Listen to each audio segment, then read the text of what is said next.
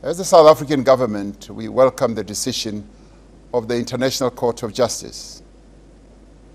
We note the court's statement that it is acutely aware of the extent of the human tragedy that is unfolding in the region and is deeply concerned about the continuing loss of life and human suffering, and that the catastrophic humanitarian situation in the Gaza Strip is at serious risk of deteriorating further before the court renders its final judgment.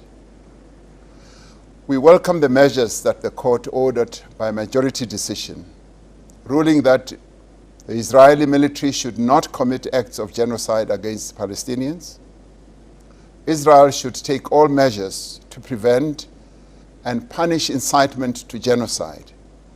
Furthermore, it should take immediate and effective measures to allow basic services and humanitarian assistance in the form of food, medication, and other basic necessities to Gaza, and it should also preserve evidence of what is happening in Gaza.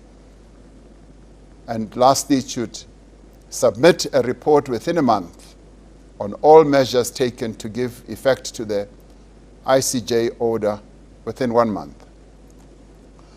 This order is binding on Israel and must be respected by all states that are party to the Convention on the Prevention and Punishment of the Crime of Genocide.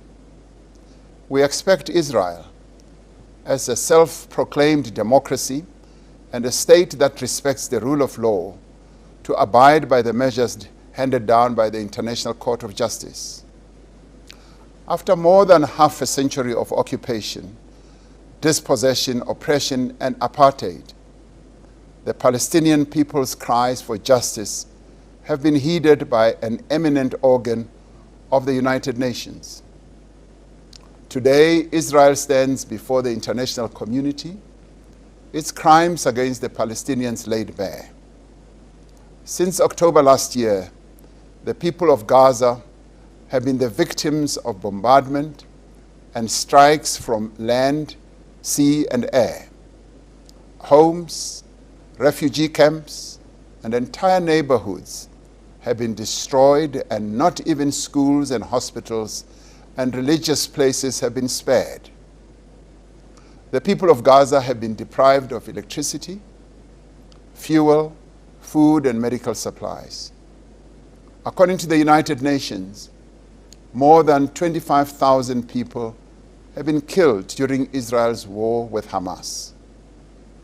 And we hold the view that this has been collective punishment against Palestinians in the Gaza Strip.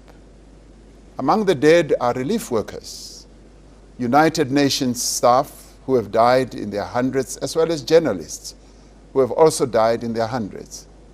More than 16,000 of the dead are women and children. In October 2023, the United Nations Children's Fund said, Gaza has become a graveyard for thousands of children, born and unborn. According to the United Nations, thousands of children were killed in just the first 3 weeks of the current conflict. As South Africa argued in its application to the International Court of Justice, the high civilian death toll and the sheer scale of the devastation that has resulted from Israel's response to the 7th October attacks is vastly disproportionate to the claim by Israel that it has been acting in offense. We have called Israel attacks on Gaza genocidal acts, acts for which Israel should and must be held accountable. Today, the International Court of Justice, the court concluded that pursuant to Article 9 of the Convention, it has jurisdiction to adjudicate our application. The effective order that the ICJ has granted today is that there is a plausible case of genocide. This marks an important first in our quest to secure justice for the people of Gaza. Some have told us that we should mind our own business and not get involved in the affairs of other countries. Others have said it was not our place. And yet it is very much our place as a people who know too well the pain of dispossession, discrimination, state-sponsored violence. We are also a people who are the victims of the crime of apartheid. We know what apartheid looks like. We experienced and lived through it. Sadly, many people died and were exiled, like our beloved leader Oliver Tambo and many others. Others were jailed, like the father of our democracy, Nelson Mandela, and many others. That, for us, was the face of apartheid. We as South Africans will not be passive bystanders and watch the crimes that were visited upon us being perpetrated upon other people elsewhere. We stand on the side of freedom for all. We stand on the side of justice. 30 years ago, following our first democratic elections, President Nelson Mandela declared, "Let there be justice for all. Let there be peace for all. Never, never, and never again shall it be that this beautiful land will again experience the oppression of one by another." And so we say again today, never, never, and never again shall it be that acts of genocide are perpetrated with impunity as we, the international community, look on.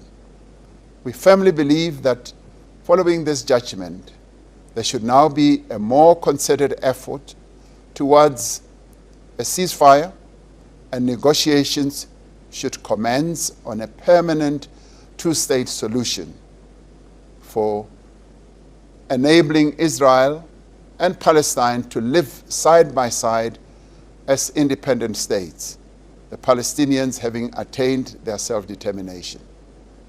As South Africa, we thank all in the international community, and there have been millions of people around the world who have supported our application, including a number of countries who have declared their intention to be part of our application to the International Court of Justice. We will not waver in our commitment to the Palestinian people and their quest for self-determination. Our own painful history obliges us to do no less.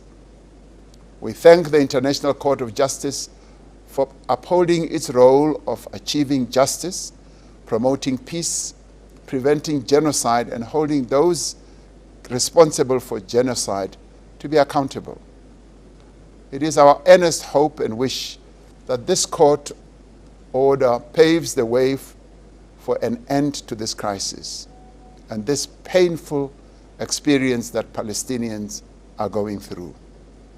And we hope for an end to the terrible loss of life and hardship, and for the crucial first steps to be taken towards reconciliation and a just, lasting peace.